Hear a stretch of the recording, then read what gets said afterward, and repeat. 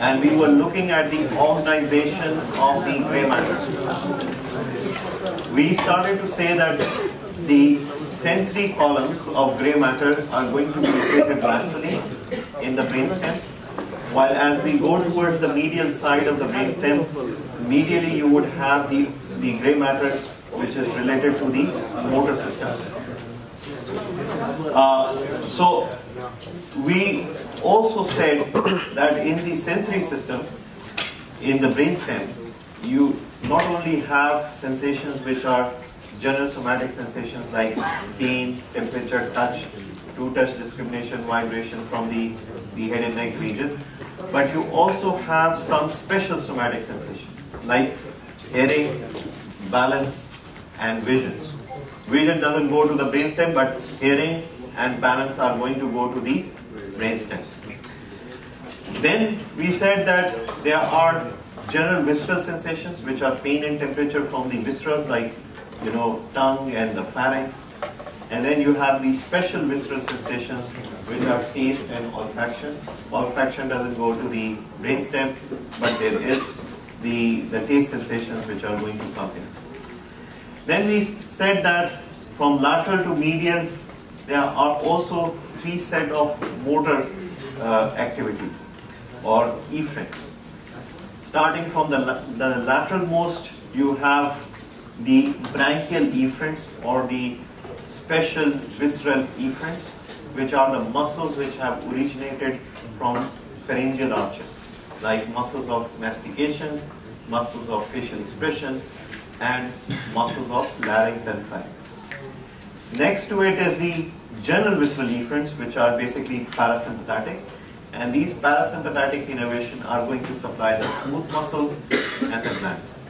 The smooth muscles which are important are the smooth muscles in the eye, the sphincter pupillae and the ciliary muscle, and then the glands which include the submandibular sublingual gland supplied by the facial, then you have the lacrimatory gland also supplied by the facial, and then you go to the medulla where you have the dorsal vagal nucleus supplying parasympathetic supply to the lungs, to the heart, and to the gut, to the right two-thirds of the transverse colon, and you have the parasympathetic nucleus of glossopharyngeal, which is the inferior salivatory nucleus, and it supplies the parotid gland. The midline motor nuclei are the ones which have originated from somites. So the muscles which have originated from the somites, and we said two groups of muscles have originated from somites. One is the muscles of the eye, and the other is the muscles of the tongue. So third, fourth, and sixth nerves nuclei, the motor nuclei of third, fourth, sixth nerves, they are the ones which supply the muscles of the eye. Third nerve supplying all the muscles, fourth nerve supplying superior oblique, and the sixth nerve supplying the lateral rectus. While the hypoglossal nucleus, which you see in the medulla, is the one which supplies the muscles of the tongue. So this was the orientation of the nuclei or the gray matter in the brainstem. Now what we are going to do is we are going to look at the organization of the brainstem in sections. So we'll start from the lower level of medulla, which is at the medulla and the spinal cord. Then we go to the mid level of medulla, and then upper level of medulla, lower level of pons, upper level of pons, lower level of midbrain, upper level of midbrain. And we'll see the organization of white matter and gray matter. Okay? So this is just a longitudinal organization of gray matter. Here we haven't seen any white matter. We just have seen the gray matter and see how it is organized in the brainstem. So now we are looking at the cross sections of the medulla at the junction of medulla and spinal cord. So the upper figure which you are seeing is basically a cross section of medulla at the junction of medulla with spinal cord. Now if you remember the spinal cord, you have the anterior gray horn cells in front, posterior gray horn cells at the back, and there were three columns of white matter, the anterior, lateral, and posterior. Okay? Now what you are seeing here that in the front there is a white matter bundle which is crossing, and this is the pyramidal decussation which is happening. So the corticospinal tract is going to cross, giving rise to the pyramidal decussation. And because of this pyramidal decussation, the anterior gray horn cells will get separated and the posterior gray horn cells are going to get separated from the rest of the central gray matter. So the central gray matter will remain here, while the posterior gray horn cells and the anterior gray horn cells will get separated from the central gray matter. The anterior gray horn cells which get separated are going to give rise to the spinal nucleus of accessory nerve, while the posterior gray horn cells which are going to get separated from the central gray matter, they are going to form the spinal trigeminal nucleus. And we talked about the spinal trigeminal nucleus. It is responsible for pain and temperature from the face. So if you remember the spinal cord, the dorsal gray column has substantia gelatinosa, which was responsible for pain and temperature from the body. Here now the posterior gray matter is got separated from the central gray matter, giving rise to the spinal trigeminal nucleus, and this is responsible for pain and temperature from the face. It's functionally a part of the fifth cranial nerve. And then you can see a white matter tract behind it, which is the spinal trigeminal tract. Posteriorly, you start to see the nucleus gracilis and nucleus cuneatus, and you also see the fasciculus gracilis and fasciculus cuneatus. The lateral white column, again, posterior spinocerebellar, anterior spinocerebellar, and the spinothalamic tract, which you also see in the spinal cord. So if you see this lower level of medulla, the things which you are seeing, this level is called the pyramidal decussation.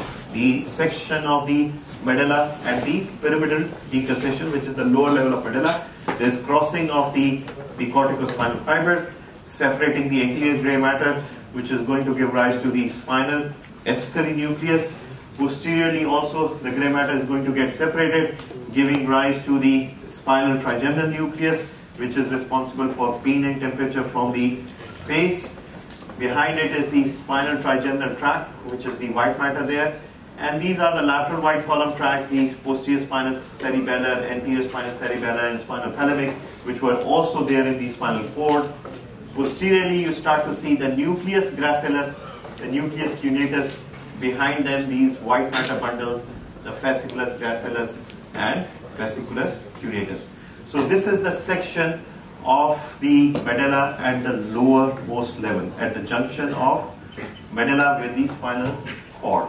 Yes? Spinal trigeminal tract, the axons will get off in the same level? Yes, at the same level. They are either going to cross or remain on the lateral side. We are going to talk about the spinal trigeminal tract later on. But at the moment, this is the section. Can you understand this? Okay. The next section, if you compare this with this section, what is happening here? In the front, you have the pyramids, which are the uncrossed fibers of the corticospinal tract descending from the cortex down. So you can see the pyramids here. You can see this bag-shaped nucleus, which is the inferior olivary nucleus. This inferior olivary nucleus is responsible for the elevation which you see on the side of the medulla, which are the olives. The function of the inferior olivary nucleus is that it is responsible for proprioception. The fibers are going to go to the cerebellum.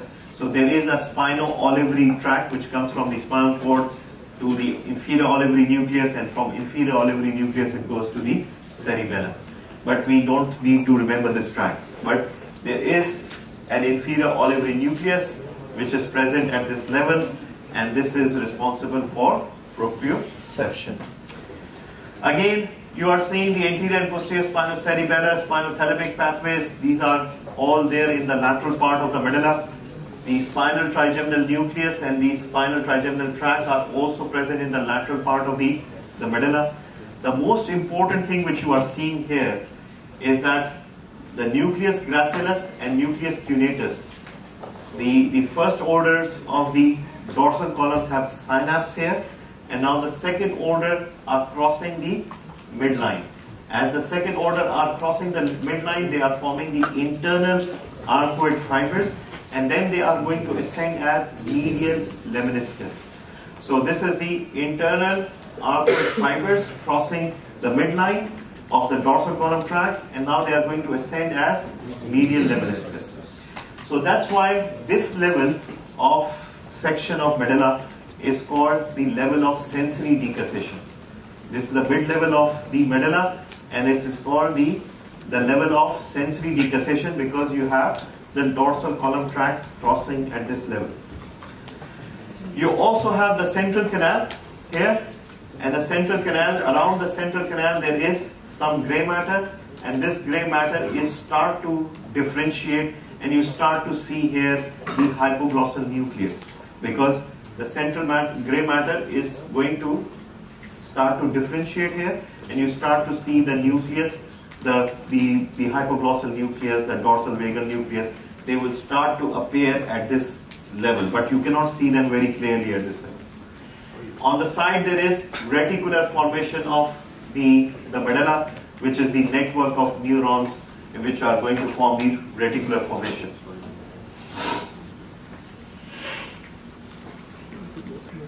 This is again the same picture. You can see the pyramids in front, inferior olivary nucleus. This is the internal arcuate fibers crossing at the sensory decussation, forming the medial lemniscus.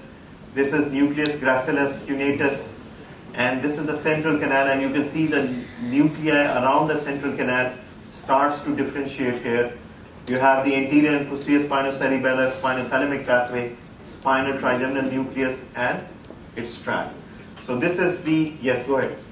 So the dorsal column will decussate at the mid-level of medulla. mid-level? Yes. Not the lower? No.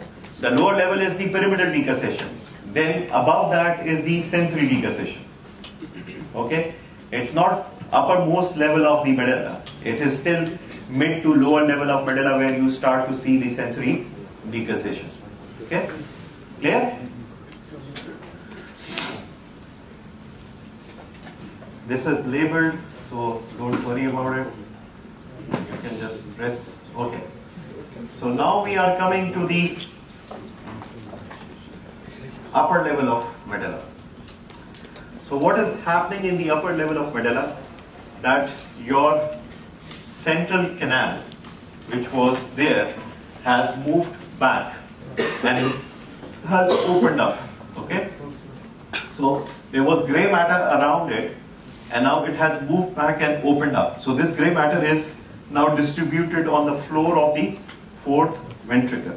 So gray matter, which was surrounding the central canal, has moved back, and it is now distributed over the floor of the fourth ventricle.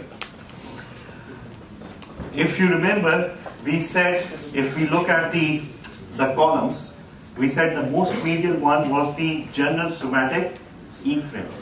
And general somatic efferent is the muscles which have originated from somites. In the case of medulla, the only muscles which have originated from somites is the muscles of the tongue. So the most medial nucleus would be hypoglossal nucleus. The next one should be the parasympathetic. So that is the dorsal vagal nucleus. Next one should be the muscles of pharynx and larynx, which are coming from branchial arches, which is the general special visceral efferent. So that is the nucleus ambiguous. It doesn't remain on the floor of the fourth ventricle. It moves forward into the reticular formation. That's why you don't see it on the floor of the fourth ventricle. The next one should be the sensory nucleus, which is the nucleus solitarius, which is the general visceral afferent or the special visceral afferent if it is the taste sensation. Next one is the special somatic afferent, which is the cochlear and the vestibular nuclei.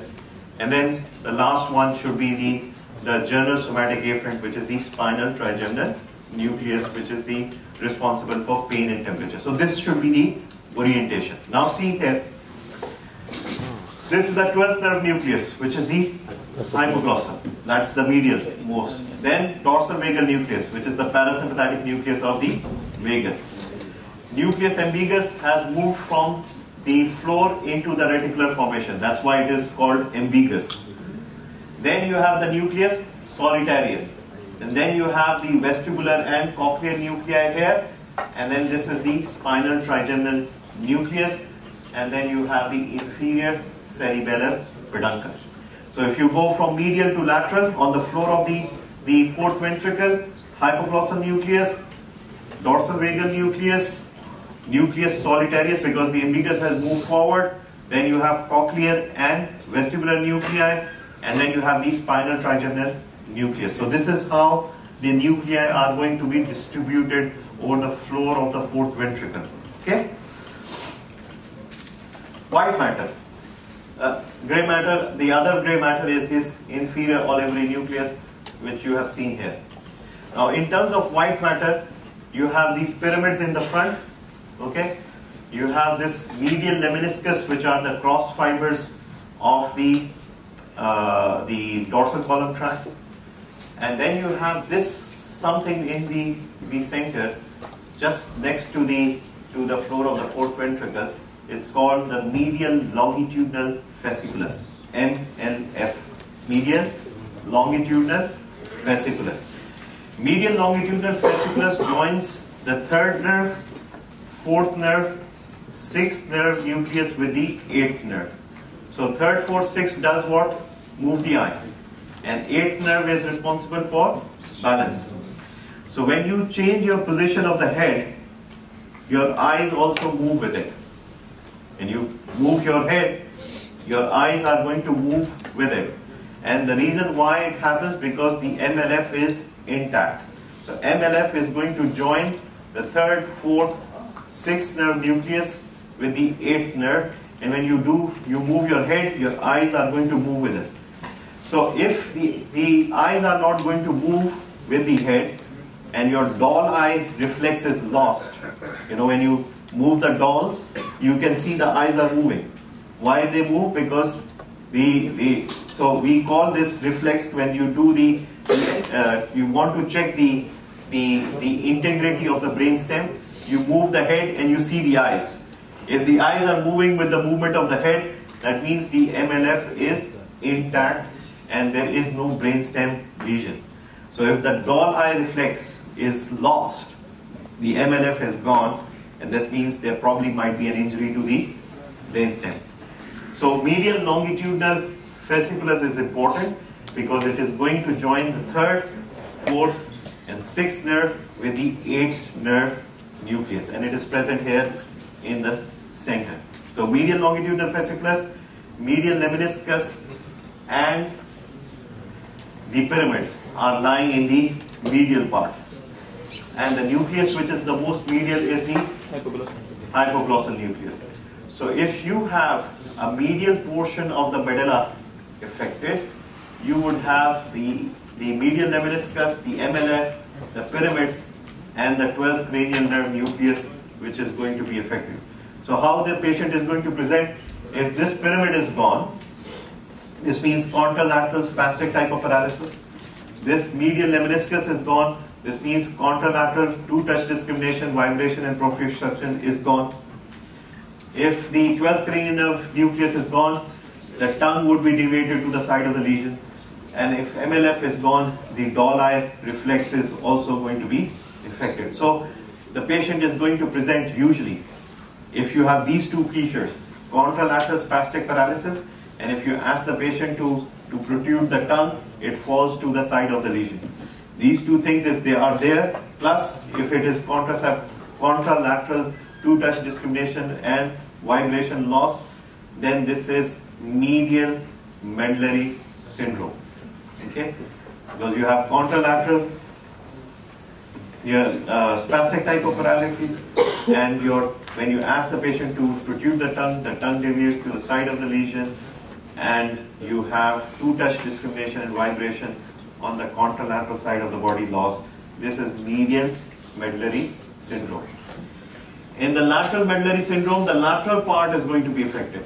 So if this lateral part you see, you have the nucleus umbilicus gone, the muscles of the pharynx and larynx would be paralyzed, so it would have dysphagia and dysarthria. Spinal trigeminal nucleus is gone, so pain of temperature on the ipsilateral side of the face would be lost. spinothalamic tract would be affected. So pain and temperature on the contralateral side of the body is going to be gone. So ipsilateral side of the face and contralateral side of the body. And then inferior cerebellar peduncle is affected. You would start to sway on the side of the lesion. Vestibular nuclei are going to be affected. There would be nausea and vertigo. So if these symptoms are there, where you have pain and temperature on the one side of the face is gone, and pain and temperature on the contralateral side of the body is gone, and you have dysphagia and dysarthria, you are swaying on the side of the lesion, and you have nausea and vertigo, this is called lateral medullary syndrome. That means the lateral part of the medulla is affected. So you can look at these structures and make out, which part of the medulla is affected. We can see this diagram. It's a much more schematic diagram. You can see it here. In front is the pyramids. Then you have the medial lemniscus. This is the MLF, inferior olivary nucleus, spinothalamic nucleus, spinothalamic tract. They have missed here the spinal trigeminal nucleus and the tract. They should be there. These are cochlear nuclei, vestibular nuclei. You have the dorsal vagal nucleus, the nucleus solitarius, dorsal vagal nucleus, hypoglossal nucleus, and this is the reticular formation of the medulla. So this is the structure of the upper part of the medulla. So if you look at the upper part, this is how the upper part of the medulla is going to look like. Okay? Everybody clear about it? Can we move up?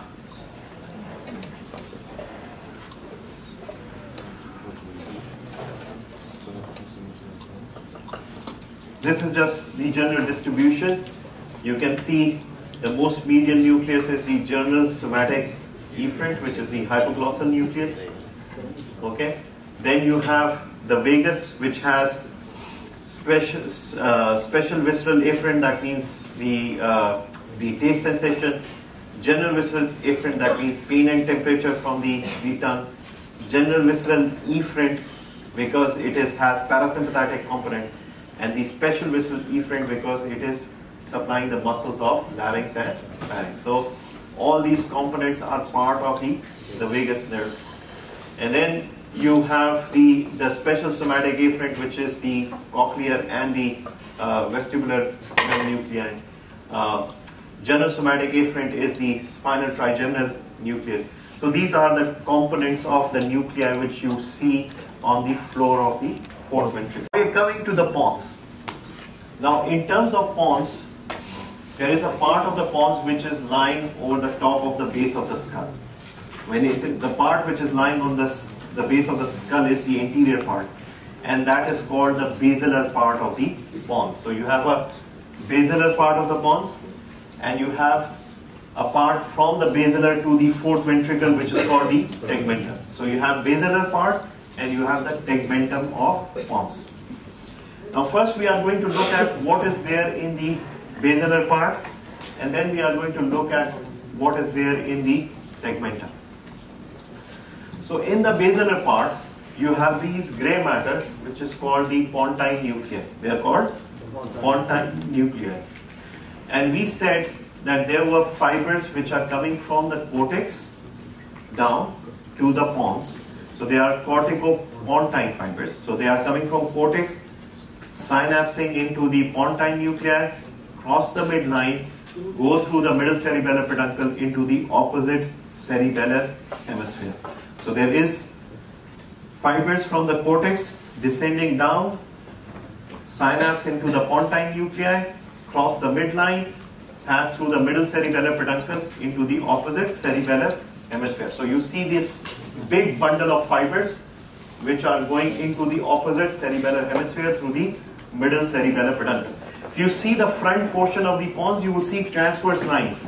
The reason is because these transverse fibers, because these fibers are going to relay in the pontine nuclei, cross the midline, so they will form the transverse fibers and they will get into the middle cerebellar peduncle into the opposite cerebellar hemisphere. Clear?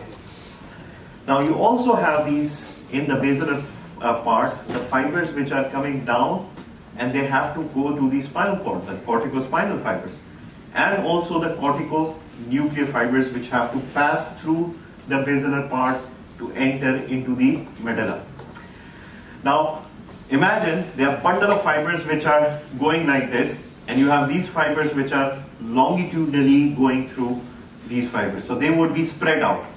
As they are going to spread out and they would rejoin at the level of medulla, they are going to form the pyramids.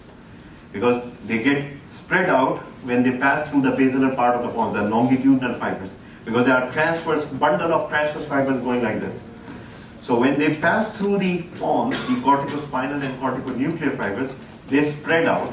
And when they reach the medulla, they rejoin to form these elevations which are called the pyramids. Okay? So in the basilar part, you have pontine nuclei, you have these transverse fibers which are corticopontocerebellar fibers, and you have longitudinal fibers which are called corticospinal and corticonuclear fibers. Okay? If we go to the tegmentum, the first thing which you would observe is this trapezium-shaped body. Can you make out this trapezium-shaped body? This trapezium-shaped body is called the trapezoid body. It's called trapezoid body. Now, what is this trapezoid body? It's a decussation of what? We need to know. So, like any sensory pathway, the hearing pathway, the cochlear pathway, also has 3 orders of neurons: first, second, and third order neurons. And we always said that the first order neurons for sensory pathway lies outside the central nervous system. So in case of the hearing pathway, you have a hearing organ in your ear which is called the cochlea, the snail-like structure. This snail-like structure has a ganglion which is called the spiral ganglion. The spiral ganglion. So the first order neurons for hearing pathway are present in the spiral ganglion, and their central processes will enter at the level of pons and junction between pons and medulla, synapse with the cochlear nuclei. We said at the upper level of medulla you saw the cochlear nuclei. So first order are going to come and synapse at the cochlear nuclei.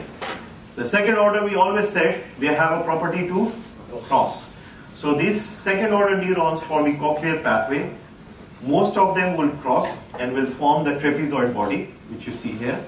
Some of them will remain ipsilateral, and they are going to form a bundle of fibers which we call lateral lemniscus. So whenever you are going to hear the term lateral lemniscus, it means the second order neurons of the hearing pathway or the cochlear pathway. Okay? So medial lemniscus, dorsal column. Lateral lemniscus is the second order neurons of the cochlear pathway. So this trapezoid body is formed by the crossing of the second order neurons of the hearing pathway. Now, in the center, what you expect, the medial lemniscus, and then you have the medial longitudinal fasciculus. So you have trapezoid body, medial lemniscus, and you have medial longitudinal fasciculus.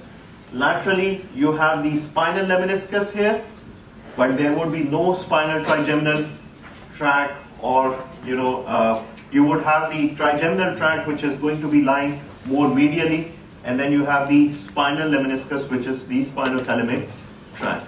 Okay? The main thing in the tegmentum of the pons at the lower level, this is a lower level of pons, mid to lower level, it's written mid, it's a mid to lower level of pons. So the main thing in the tegmentum, in the gray matter, is this facial nucleus and this abducent nucleus. The facial nucleus, we know, it has a motor component which supplies the muscles of facial expression. It has a parasympathetic component which supplies the salivary glands, the submandibular and sublingual, and the lacrimal gland.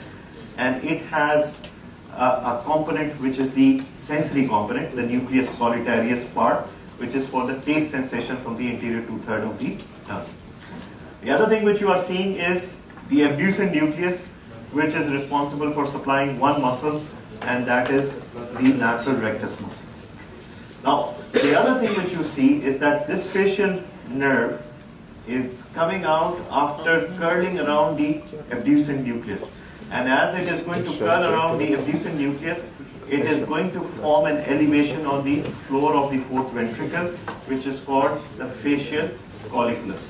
And that's why this section is also called the level of facial colliculus, the section of pons at the level of facial colliculus. So if we put up more structures here, so we can see you would have the trapezoid body here in the center. Behind it is the medial lemniscus, medial longitudinal fasciculus. Here you would see the spinal lemniscus and the trigeminal lemniscus. So there would be trigeminal lemniscus, spinal lemniscus here. And then you, in the tegmentum, the gray matter mainly is the facial nucleus and the abducent nucleus. And you can see the curling around of the facial nerve around the abducent nucleus, which forms an elevation in the floor of the fourth ventricle, which is called facial colliculus. And this is the level of facial colliculus. If we move to see more detailed picture, this is a more detailed picture of the level of facial colliculus. You can see the transverse fibers. Can you make out these transverse fibers? And then you can see these corticospinal and the corticonuclear fibers, which are longitudinally going. So this is the transverse fibers, and these are the longitudinal which are passing through it. Then you can see the trapezoid body is going to be formed here, and you can see the trigeminal lemniscus and the spinal lemniscus are going to be on the side. This is the lateral lemniscus, which is formed after the crossing of the fibers. So this is going to be the lateral lemniscus. The rest of the things which you are seeing, they are not that important. If you keep the simple slide of the last one, that should be good enough for your purposes. The only thing which is going to change at the upper level of pons is that at the upper level of pons in the tegmentum, you would not see the facial nucleus and the abducent nucleus. You would start to see the spinal the trigeminal nucleus, the sensory trigeminal nucleus, and the motor nucleus of the trigeminal nerve. So this is the only difference which you are going to see.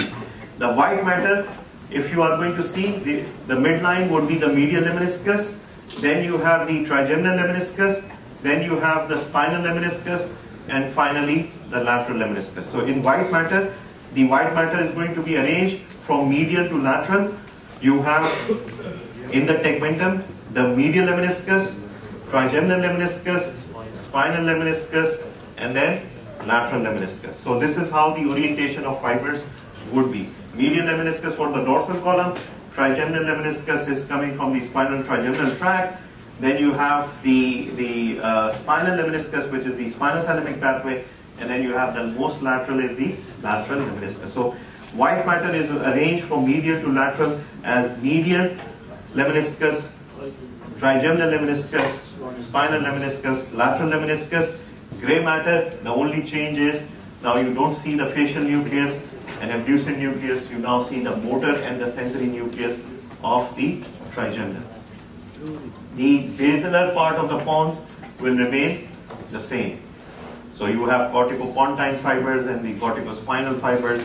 So you can see the transverse fibers and you see the longitudinal fibers. So the basilar part of the pons will remain the same. Okay. Last slide. We are going to go to the midbrain now. Now in the midbrain, you saw the cerebral peduncles. Did you saw the cerebral peduncles? Everybody? And at the back you saw the colliculi. The cerebral peduncle is made up of two parts, the crus cerebri and the tegmentum. Tegmentum is this area, which is between the crus cerebri, which is the white matter bundle, up to the aqueduct of Sylvius. So all this, tegmentum and crus cerebri, makes the cerebral peduncle. The colliculi which you see at the back are going to form the tectum. So tectum is colliculi, the superior and inferior colliculi. The cerebral peduncle is going to be the crus cerebri and tegmentum. Now in the crus cerebri, what do you expect? In the crus cerebri, you expect the white matter bundles. What are the white matter bundles? Corticopontine fibers, which are coming from the cortex and going to the pontine nuclei.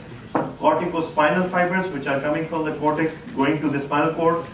Corticonuclear fibers, which are coming from the cortex, going to the cranial nerve nuclei. So, all of this crus cerebri, which is the white matter bundle, is formed of corticopontine fibers, corticonuclear fibers, corticospinal fibers. Clear? Yes. Behind this, you see dopamine containing neurons. And because in a fresh sample, when you see these dopamine containing neurons, they are black in color. So that's why it is called substantia nigra. These neurons are important for Parkinsonism, because when they get degenerated, the substantia nigra, you have a disease which is called Parkinsonism. So what you are seeing here, crus cerebri, then you have these dopamine containing neurons which are called substantia nigra. The area behind it is all tegmentum. So the area behind it is all tegmentum. So we would see what white matter is there in the tegmentum of the midbrain at the lower level and at upper level. How you are going to have the lower and upper level?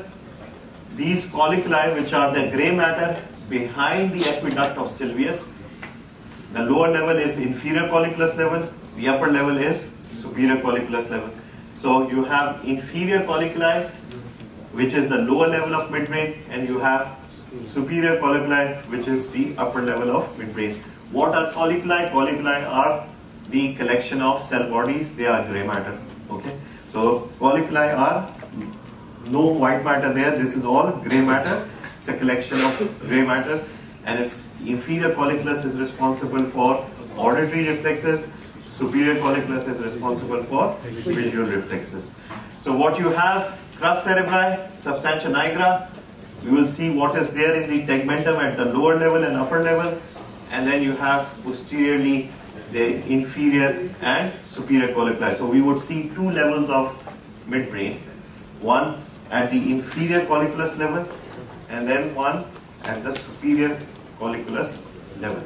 Okay? We'll stop here. No. You wanted more?